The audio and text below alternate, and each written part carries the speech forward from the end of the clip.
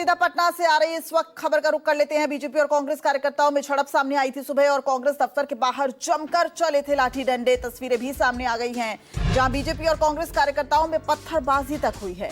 ये लाठी युद्ध सामने आया जब पटना में बीजेपी और कांग्रेस के कार्यकर्ता आपस में भिड़ गए। 4 तस्वीरें ये बताने के लिए काफी कि किस तरीके से आज पटना में माहौल बेहद गर्म हो गया। राजनीतिक दृष्टि से देखिए, बीजेपी और कांग्रेस के कार्यकर्ता भिड़ गए, जमकर चले आपस में लाठी डंडे, कार्यकर्ताओं में पत्थरबाजी तक हुई और उसके बाद कांग्रेस दफ्तर को भी काफी नुकसान इस पत्थरबाजी और लाठी डंडों की वजह से पहुंचा है। तो ये तस्वीरें आप देख रहे हैं जहां प्रधानमंत्री मोदी पर अपशब्द को लेकर सियासी बवाल पूरे देश में मचा हुआ है। देश के अलग अलग राज्यों से आज प्रदर्शन की वो तस्वीरें सामने आई जहां पर बीजेपी कार्यकर्ताओं ने खेद जताया। बीजेपी कार्यकर्ता लगातार मांग कर रहे हैं कि जिस तरीके से प्रधानमंत्री मोदी और उनकी मां को लेकर अपशब्द कहे गए हैं, उसको लेकर कांग्रेस माफी मांगे और उसको लेकर आज देश के अलग अलग राज्यों में प्रदर्शन, बीजेपी ने हल्ला बोला, प्रदर्शन किए, धरने दिए।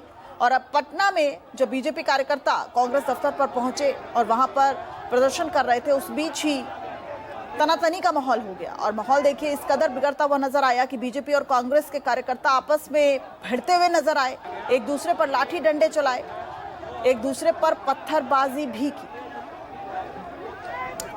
और इसी बीच राहुल गांधी ने एक्स पर पोस्ट किया है, सत्य और अहिंसा के आगे असत्य और हिंसा टिक ही नहीं सकते। मारो और तोड़ो, जितना मारना तोड़ना है, हम सत्य और संविधान की रक्षा करते रहेंगे, सत्यमेव जयते।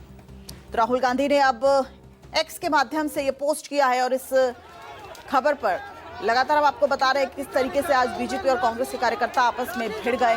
दरअसल बीजेपी जो है उसने पूरे देश के अलग अलग राज्यों में आज आह्वान किया था, हल्ला बोल का आह्वान किया था। जिस तरीके से लगातार बीजेपी आरोप लगा रही है कि प्रधानमंत्री नरेंद्र मोदी और उनकी मां को लेकर अभद्र टिप्पणी कांग्रेस द्वारा की गई है और उसको माफी मांगने को लेकर ये प्रदर्शन किया गया था। और जब ये प्रदर्शन यानी कि बीजेपी के कार्यकर्ताओं का प्रदर्शन पटना में पहुंचा और पटना के कांग्रेस दफ्तर के बाहर बीजेपी कार्यकर्ता पहुंचे, तो उस वक्त माहौल इतना तनावपूर्ण हो गया कि बीजेपी और कांग्रेस के कार्यकर्ता आपस में भिड़ते हुए नजर आए। आप देखिए किस तरीके से जो उनके हाथ में झंडे हैं, झंडों से ही एक दूसरे को पीटना शुरू कर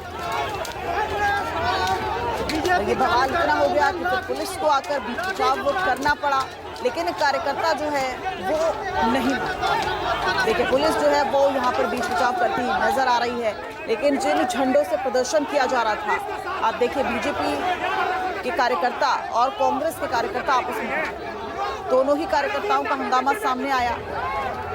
पीएम को अपशब्द कहने के मामले में ये लगातार प्रदर्शन जो है वो कई राज्यों से आज सामने आया, लेकिन पटना में जब बीजेपी के कार्यकर्ता कांग्रेस दफ्तर पहुंचे तो ये तस्वीर सामने आई। मुझे बताइए ये पूरा आले में किसने करवाया, हम तो ये जानना चाहते हैं।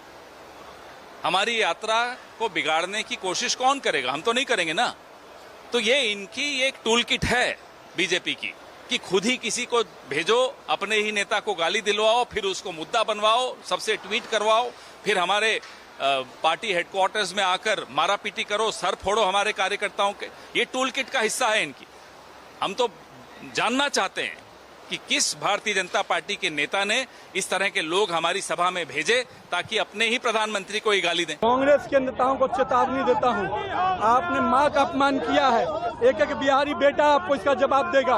आपने देश के प्रधानमंत्री का अपमान किया है, एक एक भाजपा कार्यकर्ता इसका बदला लेगा। अब आप तो देख सकते हैं, हम प्रदर्शन करने आए थे, शांतिपूर्ण प्रदर्शन था।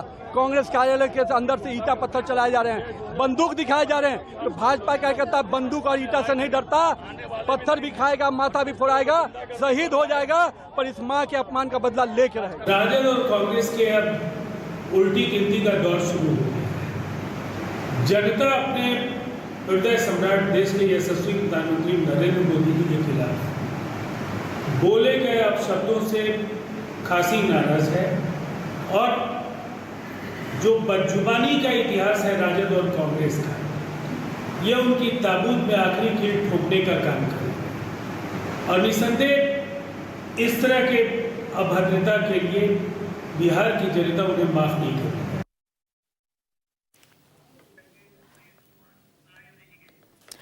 तो इस पर देखिए अब लगातार राजनीतिक प्रतिक्रियाएं भी सामने आ रही हैं और ज्यादा जानकारी के साथ ऋषिकेश इस वक्त हमारे साथ जुड़ गए हैं। ऋषिकेश, ये जो तस्वीरें सुबह सामने आई, अब कांग्रेस की इसको लेकर एक रणनीति जो है वो भी सामने आ रही है, क्या रणनीति है कांग्रेस की अब?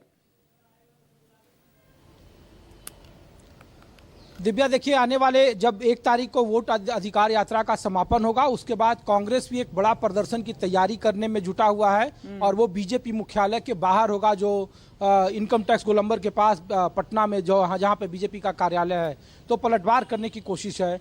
दूसरा ये कहा जा रहा है कि राहुल गांधी का ये ट्वीट कि सत्य और अहिंसा के खिलाफ हिंसा और असत्य कभी झुक नहीं सकता, वो बीजेपी की तरफ से किए गए हिंसक प्रदर्शन के खिलाफ वो ट्वीट कहा जा रहा है और इसीलिए अब कांग्रेस भी आक्रामक मोड में है। जिस दरभंगा के शख्स ने मंच से मोदी के खिलाफ, प्रधानमंत्री मोदी के खिलाफ गलत शब्दों का इस्तेमाल किया, उसकी पोस्ट बिहार में लगातार वायरल की जा रही है और कहा जा रहा है कि वो व्यक्ति बीजेपी के अल्पसंख्यक मोर्चा से जुड़ा हुआ पहले था। इसलिए पवन खेड़ा ये बार बार कह रहे हैं कि अपने ही लोगों को हमारे मंच पर भेजकर इस तरीके से बयान दिलवाए जा रहे हैं प्रधानमंत्री को, जिससे कि इनके इस वोट अधिकार यात्रा का माहौल खराब किया जा सके। ये कांग्रेस के लोगों का है। तारिक अनवर जो कटिहार से सांसद है, उन्होंने कहा कि प्रधानमंत्री पहले अपने गिरेबान में झांके और गांधी परिवार के लिए इसके पहले कौन कौन से शब्दों का इस्तेमाल उन्होंने किया था ये पूरा देश जानता है। लेकिन वो बार बार कह रहे हैं कि उसकी गिरफ्तारी हो गई है। कांग्रेस का कोई बड़ा नेता उस वक्त मंच पर मौजूद नहीं था। दरभंगा जिले से जिस मंच से ये घटना हुई है, तो ये कहीं ना कहीं इसमें एक साजिश है और जानबूझकर माहौल खराब करने की कोशिश है। तो कांग्रेस इसको इस तरीके से आगे ले जा रही है कि बीजेपी के लोग ही उनके कार्यक्रम में घुसे और अपने ही नेता के खिलाफ जानबूझकर एक साजिश के तहत इस तरीके का बयान दिलवाए। लेकिन निश्चित तौर पर आज जब सुबह बीजेपी के प्रदर्शन की तैयारी थी दिव्या, तो उसके पहले राहुल गांधी की वोट अधिकार यात्रा के बावजूद वहां बड़े पैमाने पर कांग्रेस के कार्यकर्ता मौजूद थे और उन्होंने भी पुरजोर मुखालफत की इस खास करके हिंसक प्रदर्शन का। लेकिन ये अलग बात है, कांग्रेस के आरोप वहाँ जो लोकल कार्यकर्ता हैं वो कह रहे हैं कि पुलिस उन्हें मदद कर रही थी, पुलिस उन्हें बैक कर रही थी, क्योंकि जिस सदाकत आश्रम में ये हमला हुआ है, जहाँ पर प्रदर्शन हुआ है, उस गेट से तकरीबन 50 मीटर की दूरी पर अंदर भवन है और भवन में अंदर घुसकर तोड़फोड़ करना पत्थर का इस्तेमाल। ठीक है, बहुत बहुत शुक्रिया ऋषिकेश इस पूरी जानकारी के लिए और इस पूरी अपडेट के लिए। तो साफ तौर पर अब इस पूरे मामले पर कांग्रेस की रणनीति भी सामने आ गई है।